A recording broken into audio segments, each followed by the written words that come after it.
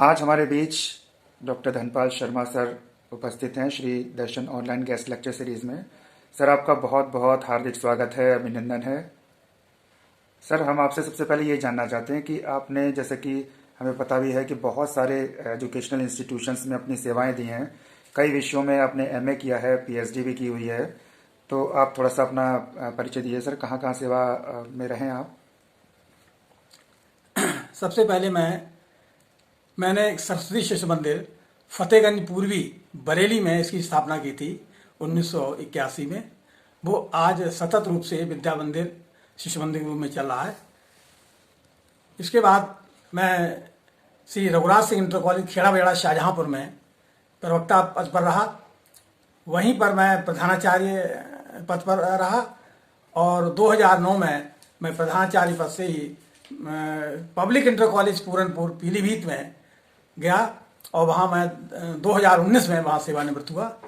मैंने एमए हिंदी, सैन्य विज्ञान, शिक्षा शास्त्र तथा एमए संस्कृत साहित्य में संपूर्णानंद विश्वविद्यालय बनारस से किया। बीटीसी द्विवर्षीय राजकीय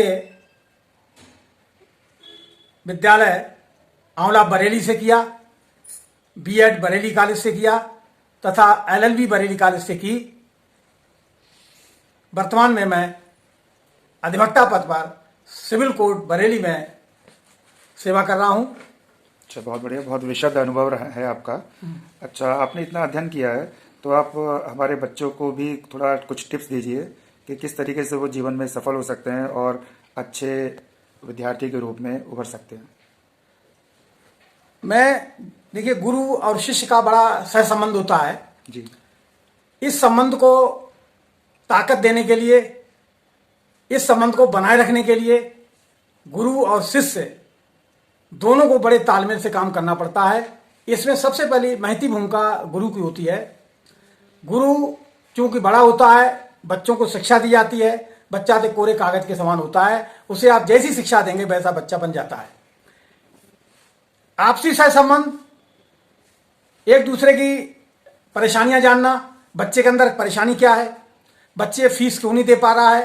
अब तो राज्य सरकार द्वारा फीस मुक्ति हो गई है जी। बच्चे के लिए खाने पीने क्या साधन है, राज्य सरकार द्वारा खाने पीने की व्यवस्था की जा रही है। तो पहले यह संभव नहीं था, लेकिन इसके बावजूद भी तमाम घरेलू पारिवारिक समस्याएं बच्चे के अंदर रहती हैं। अध्यापक का ये काम है उन प्रत्येक बच्चे की जो समस्या है उससे अवगत हो और उसका निराकरण करने की कोशिश करे, तभी उसका मन शिक्षा से लगेगा और आपस में संबंध बना रहेगा।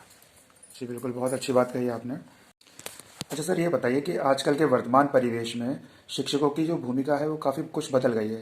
तरह तरह के विभागीय कार्य उन पर लाद दिए गए हैं, वो भी उनको करने होते हैं।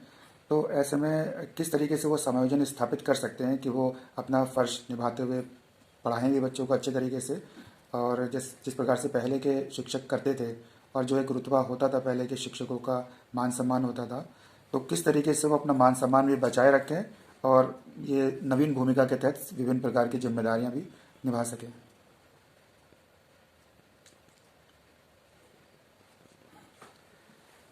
वर्तमान परिवेश में हम देखते हैं कि शिक्षक के ऊपर बहुत राज्य सरकार द्वारा जिम्मेदारियां दे दी गई हैं, जैसे जनगणना करना, भोजन बनाना आदि आदि चीज़ें हैं।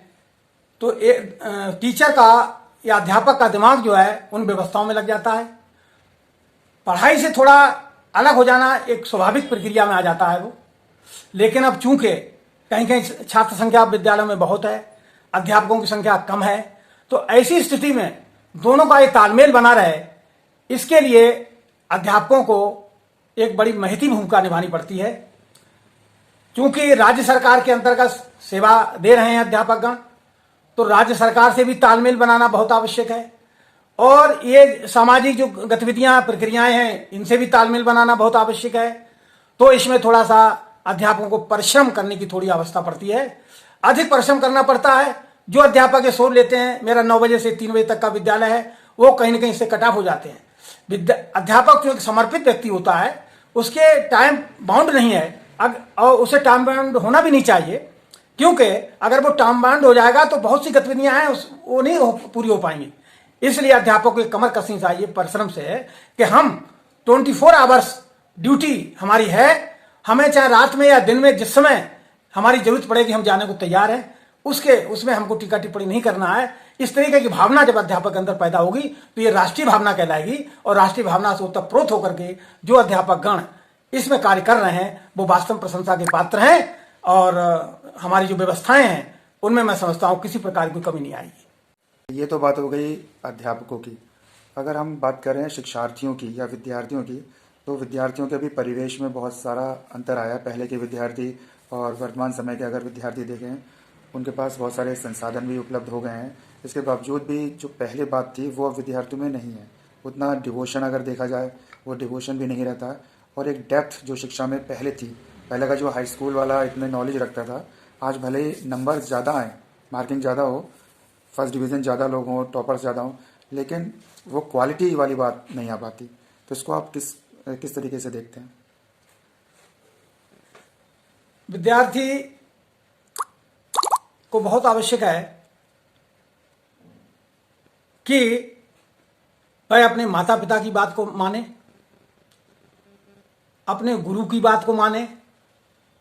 घर परिवार में बड़े भाई भी होते हैं, बहनें भी होती हैं, उनका भी मार्गदर्शन को प्राप्त होता है, और उस मार्गदर्शन के आधार पर विद्यालय जाएं और शिक्षा ग्रहण करें।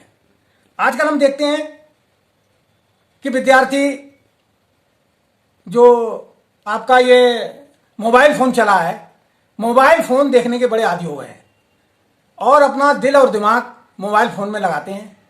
तो मेरा तो उन अभिभावकों से भी अनुरोध है कि थोड़ा बच्चे को मोबाइल से दूर रखें, और मोबाइल की क्या क्या हानियां हैं अभिभावकगण उनको समझाएं, उनको बताएं, क्योंकि मोबाइल चलाने से बच्चे का एक तो दिमाग पढ़ाई की तरफ से कट जाता है, दूसरे सरदर्द भी होता है, दिल की भी बीमारी पैदा होती हैं, अन्य बीमारियां भी मोबाइल चलाने से बच्चे के अंदर पैदा हो जाती हैं। इसलिए वो वास्तविक रूप में जो शिक्षा उसे ग्रहण करनी चाहिए वो उससे वंचित रह जाता है।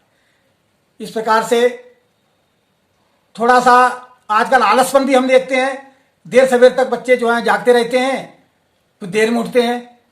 विद्यार्थी को ये चाहिए कि वो जल्दी सो जाए, जल्दी जागे, और इस तरीके से एक वातावरण जो है उसको अच्छा मिलेगा।